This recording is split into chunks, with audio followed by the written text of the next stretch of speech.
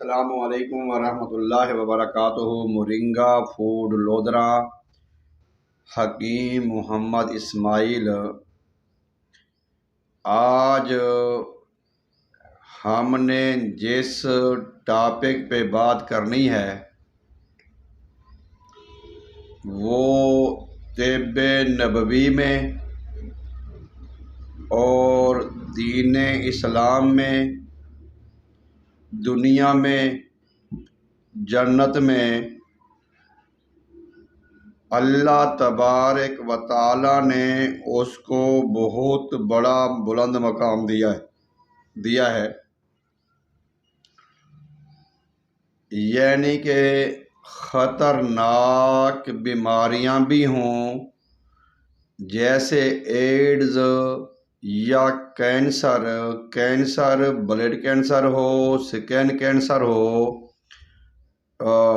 اس میں ٹیومر وغیرہ ہو، یا کسی بھی قسم کا کوئی اس طرح کی شکایت ہو، یعنی کہ بڑی سے بڑی بیماریوں میں بھی اس کی جو استعمال ہے وہ کسی بھی مہنگی سے مہنگی میڈیسن سے کم نہیں ہے۔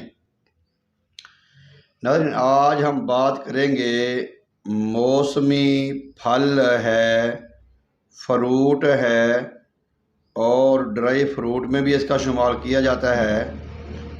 آج ہم بات کریں گے انگور کے بارے میں۔ انگور ایک عام سا لفظ ہے اور اکثر بڑے بچے چھوٹے سارے اس کو پسند کرتے ہیں۔ انگور کی اقسام بھی ہوتی ہیں، لیکن انگور کو انگریزی میں گریپ کہتے ہیں اور اس کے مختلف نام ہیں، مختلف اس کی قسمیں ہیں۔ اس کی اقسام تو اس کی بھی کافی ہیں، لیکن نام بھی اپنی زبان میں مختلف نام ہوتے ہیں۔ لیکن گریپ انگریزی میں کہتے ہیں اور اردو میں پنجابی وچ دسریکی ہی کو آدھے نا انگور۔ انگور کا جو مزاج ہے یہ سرد خشک ہے۔ مزاج انگور کا اگر آپ لیں گے، کھٹا جو ہوتا ہے اس کا مزاج سرد تر ہوتا ہے، جو میٹھا ہوتا ہے اس کا مزاج سرد خشک ہوتا ہے۔ اور اس کا جو مقام پیدائش ہے، آج سے پہلے تو یہ چمن میں، کوئٹہ میں، افغانستان کے کافی علاقوں میں اور ہمارے پاکستان کے کافی علاقوں میں، ہندوستان کے کافی علاقوں میں اس کی کاشت ہوتی تھی۔ آج کل تو یہ بہت ہی زیادہ پھیل چکا ہے اور اس میں جو بڑا انگور ہوتا ہے اس کا منقع بنتا ہے اور جو چھوٹا انگور ہوتا ہے اس کی کشمش بنتی ہے۔ اب اکثر ہم نے دیکھا ہے کہ منقع اور کشمش اس کو کہتے ہیں ایک ہی لفظ ہے۔ اس میں طب نبوی میں بھی اس کا بہت بڑا مقام ہے، طب یونانی میں بھی بہت بڑا مقام ہے، اور قرآن کریم فرقان حمید میں تقریباً اس کا ذکر 11 مرتبہ آیا ہے۔ قرآن پاک میں 11 مرتبہ اس کا ذکر آیا ہے، اور جتنی بھی آسمانی کتابیں ہیں، زبور، انجیل، تورات اور صحائف جو آئے ہیں، تقریباً 80 سے زیادہ مرتبہ اللہ نے مختلف کتابوں میں مختلف ناموں کے ساتھ اس کا ذکر کیا ہے۔ منقع کی 2 بڑی قسمیں ہیں۔ چھوٹے انگور کو سکھائیں تو کشمش بنتی ہے، اور بڑے انگور کو سکھائیں تو وہ منقع بنتا ہے۔ انگوروں کو سکھانے کا رواج ان ممالک میں ہے جہاں انگور کی پیدائش ان کے مقامی ضروریات سے زیادہ ہوتی ہے، اور یا ایسے علاقوں میں جہاں پر پیدا ہونے والی فصلیں منڈیوں تک پہنچنے میں ممکن نہیں ہے، وہ منڈیوں تک نہیں پہنچ سکتی، تو وہ لوگ ان کو خشک کرتے ہیں۔ خشک کرنے کا طریقہ بھی بے شمار ہیں، ان کے اب گھر میں بھی خشک کر سکتے ہیں، جیسے کہ ایران، افغانستان، چترال اور اس طرح کے اور بھی جو لوگ ہیں جہاں پہ منڈیاں نہیں ہوتی، تو وہ لوگ اس کو یہیں پہ ڈرائی کرتے ہیں، یہیں پہ خشک کرتے ہیں۔ اور پاکستان میں صوبہ بلوچستان اور خیبر پختونخوا کا انگور لذیذ اور پورے ایشیا میں مقبول ہے۔ انگور کا پودا درخت کی بجائے بیل کی صورت میں ہوتا ہے، اس کے ساتھ پھل گچھوں کی شکل میں لٹکتے ہوتے ہیں۔ اب تو جو سندر خانی انگور ہے، اس کی اقسام، اس کا بہترین کاروبار بھی ہے۔ اگر کوئی ہم سے پوچھے گا، الحمدللہ ہم نے بھی یہ باغ لگوائے ہوئے ہیں، سیال کوٹ میں، شیخو پورہ میں، یہاں پہ لودھرا میں، پاکستان کے کافی علاقوں میں ہم نے شہر لگوائے ہیں، اور ان جو باغ لگوائے ہیں اس کے انگوروں کے، سندر خانی کے، اور ان کے اندر پھر دیسی مرغی کا رواج بڑا عام ہے کہ اوپر آپ چاروں طرف آپ جنگلہ لگا دیں اور اوپر انگور ہو جاتے ہیں، انگوروں کی چھت بن جاتی ہے، اور نیچے دیسی مرغیاں چھوڑ دیں وہ انڈے والی، تو اس انڈوں کی پیداوار میں بہت زیادہ اضافہ ہوتا ہے۔ تو یہ بہت زیادہ آج کل سسٹم شروع ہو چکا ہے۔ سندر خانی انگور جو ہے، جیسے میں نے پہلے کہا، ہم نے پڑھا کہ جو چھوٹے انگور کو سکھائیں تو کشمش بنتی ہے، اور بڑے انگور کو سکھائیں تو منقع بنتا ہے۔ منقع اور کشمش کی دو اقسام ہیں، اور دونوں کی جو اہمیت ہے وہ طب نبوی میں، حدیث پاک میں، قرآن پاک میں ثابت ہے۔ قرآن مجید میں انگور کا ذکر 11 مرتبہ آیا ہے۔ ہر جگہ اسے بہترین پھل، پرہیزگاروں کے لیے انعام کے طور پر ذکر فرمایا گیا ہے۔ تم میں سے ہر کوئی چاہے گا کہ اس کے پاس ایسے باغات ہوں جن میں کھجور اور انگور ہوں، نیچے نہریں چلتی ہوں، اور اس میں ہر قسم کے پھل ہوں۔ یہ قرآن پاک میں ہے۔ وہ اسی پانی سے ہر قسم کے اناج، زیتون، انگور، کھجور اور ہر قسم کے پھل اگاتا ہے، جس میں غور کرنے والوں کے لیے بے پناہ علامات ہیں۔ انگور کا ذکر تورات اور انجیل میں مختلف مقامات پر 82 مرتبہ آیا ہے۔ حدیث پاک میں ہے، نبی کریم صلی اللہ علیہ وآلہ وسلم کی خدمت میں منقع کا تحفہ پیش کیا گیا۔ منقع بڑے انگور کو سکھانے کے بعد جو بناتے ہیں اس کو کہتے ہیں منقع۔ تو منقع کا تحفہ پیش کیا گیا تو آپ نے اپنے ہاتھوں میں لے کر انہوں نے فرمایا، اسے کھاؤ۔ یہ حدیث پاک ہے۔ اسے کھاؤ کہ یہ بہترین کھانا ہے، یہ تھکن کو دور کرتا ہے، غصہ کو ٹھنڈا کرتا ہے، اعصاب کو مضبوط کرتا ہے، چہرے کو خوبصورت بناتا ہے، بلغم کو نکالتا ہے، اور چہرے کی رنگت کو نکھارتا ہے۔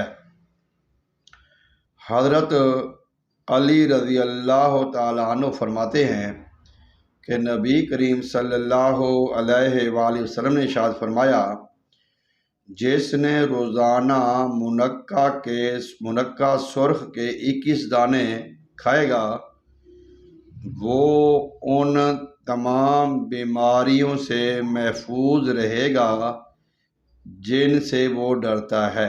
خطرناک بیماری، جیسے میں نے پہلے بھی کہا، کینسر ہو، ایڈز ہو، اس بیماری میں بھی اس کا بڑا اہم کردار ہے۔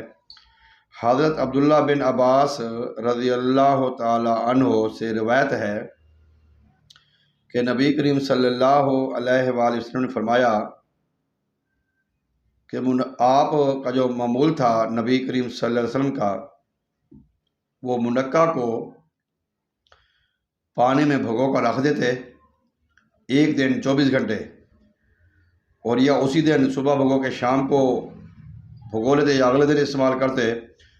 ان کا زیادہ یہ ہے کہ وہ ایک دن بھگو رکھتے تھے، اس دن اس کو مکس کر کے اگلے روز پیتے، اور بعض اوقات اس سے اگلے روز بھی بقایا دوسروں کو دے دیتے، کہ جو بچ جاتا آپ خود بھی استعمال کراتے اور دوسروں کو بھی دیتے۔ منقع کے استعمال کی ہدایت میں ارشاد ہوا۔ حضرت ابن عباس رضی اللہ تعالیٰ عنہ سے روایت ہے، نبی کریم صلی اللہ علیہ وآلہ وسلم نے فرمایا کہ تم منقع کھایا کرو، مگر اس کا چھلکا اتار دیا کرو، کیونکہ اس کے چھلکے میں بیماری اور گودے میں شفا ہے۔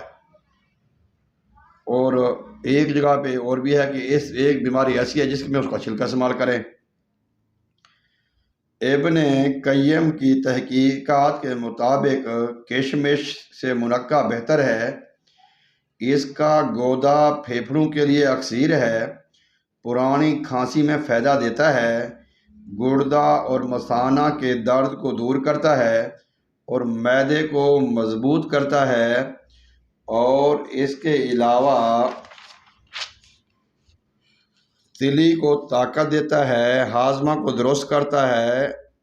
اگر اسے بیجوں کے بغیر کھایا جائے تو یہ بہترین غذا ہے، اگر اس کے بیج بھی کھائے جائیں تو پھر بھی معدہ، جگر اور تلی کو اپنے اصل حجم پر واپس لاتا ہے۔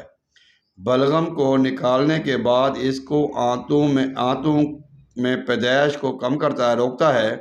اس کا گودا نکال کر اگر ہلتے ہوئے ناخنوں پر لگایا جائے تو ناخن بھی مضبوط ہو جائیں گے۔ منقع معدہ کے لیے مقوی ہے، کھانسی میں مفید ہے۔ اس کا لعاب آگ پر گاڑھا کر کے اس میں میتھی اور انجیر ملا کر شہد کے ساتھ دینے میں پرانی کھانسی کا بہترین علاج ہے۔ مغز بادام کے ساتھ دماغ کو طاقت دیتا ہے، مرگی میں مفید ہے، اور اگر منقع کو جو کے پانی کے ساتھ ابال کر دینے سے پیشاب آور ہے، گردہ مثانہ کی پتھری کو نکالتا ہے۔ اطباء قدیم نے اس مشاہدات کو دیکھیں تو نبی کریم صلی اللہ علیہ وسلم نے اس کے جتنے بھی فوائد ارشاد فرمائے ہیں ان میں سے ہر ایک کی تصدیق موجود ہے، جبکہ ان میں سے اکثر اس امر سے آشنا تھے کہ سرکار نے اس کی کیا افادیت بیان فرمائی ہے۔ حکومت ہند کے جو ہندوستان کی حکومت ہے اس نے ایگریکلچر کے فارم لگائے گورنمنٹ کے خرچے کے اوپر، اور وہاں پہ بے شمار میڈیسن اور نسخے تیار کیے جاتے ہیں۔ منقع میں غذائیت اور جوہر کافی ہیں، اس لیے جسم کو قوی کرتا ہے، بہترین غذا ہے، جلد ہضم ہونے والا ہے، خون سالے پیدا کرتا ہے، پیاس کو رفع کرتا ہے، بخاروں کو دور کرتا ہے، نزلہ، زکام، بخار، کھانسی کے مریضوں کے لیے ایک مفید غذا ہے، مقوی قلب ہے، اور اس کو رات میں بھگو کر صبح یہ پانی پی جائیں تو پرانی سے پرانی قبض دور ہو جاتی ہے۔ منقع کے پانی والا نسخہ بھارتی حکومت کے شعبہ طب یونانی میں شائع ہے، اور یہ نسخہ اکثر کمپنیوں نے بھی بنا کر مارکیٹ میں سیل کر رہے ہیں۔